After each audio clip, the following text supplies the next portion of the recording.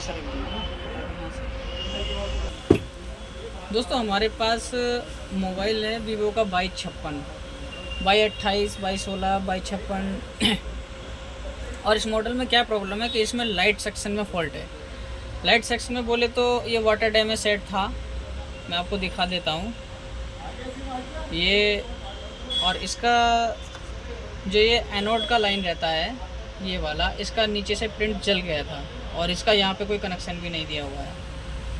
तो हमने क्या किया, हमने ढूंढने के चक्कर में इसका चारों ओर ये सारे प्लेटें और टीने वगैरह इसके काट दिए, लेकिन कोई भी सॉल्यूशन इसका हमें इस साइड में नहीं मिला। अभी इसका वॉर्नियो में कोई अपडेट नहीं है और ओरियन में कोई अपडेट नहीं है, प्रगमा फिक्स में कोई अपडेट नहीं है।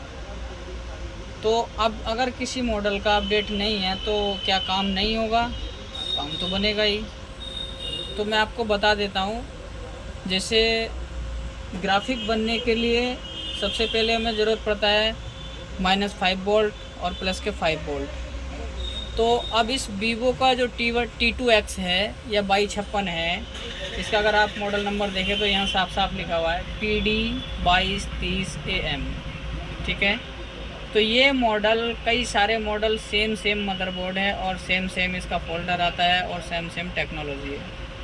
तो अभी हम इसको कैसे पहचानेंगे कि हमारा BSN और BSP कौन सा लाइन है, एनोड का कौन सा लाइन है? तो आपको पहचानने के लिए मैं आपको बता दे रहा हूँ। देखिए ये सबसे पहले नंबर का जो पिन रहेगा ये वाला, ये जो सबसे पहले नंबर का पिन है ये आपका BSP है और ये जो आपका BSN है जो तीसरे नंबर का है।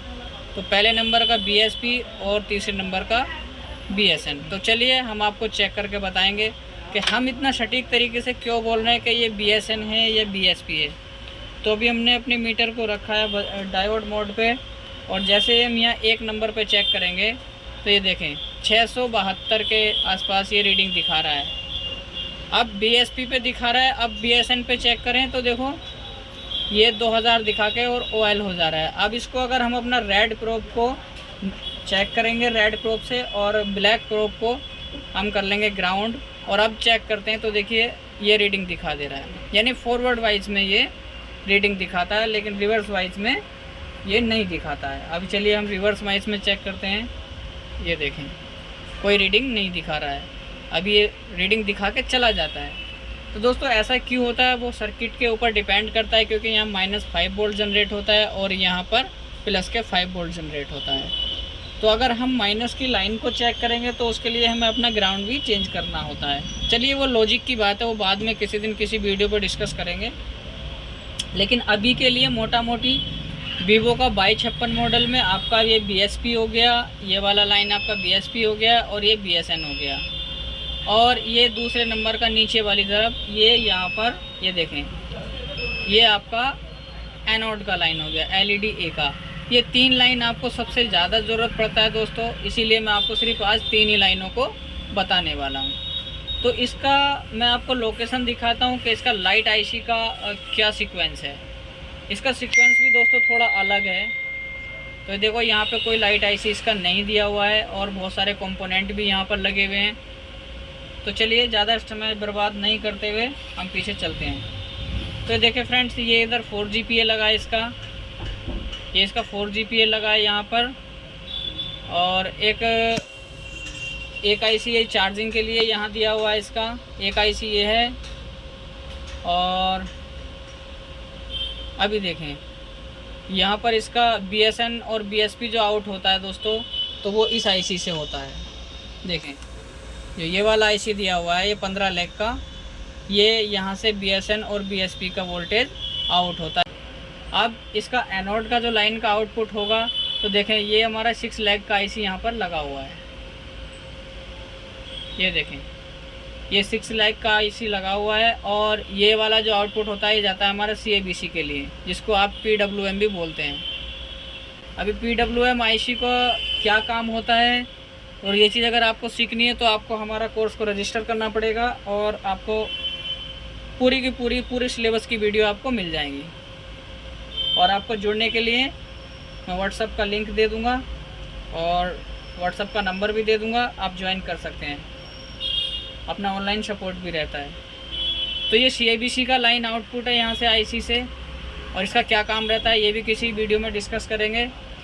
और ये जो लाइन है हमारा, ये एनोड का है, LED A। अभी हमने ये लाइन इधर ही क्यों बताया आपको, तो देखिए एक ये डायोड लगा हुआ है और यहाँ से 5 वोल्ट आउट होता है यहाँ पर, और ये LED A का वोल्टेज निकलने के बाद और ये फ़िल्टर होने के बाद यहाँ से आउट होता है। ये सीधा सीधा हमारा डिस्प्ले के कनेक्टर पे पहुँचता है।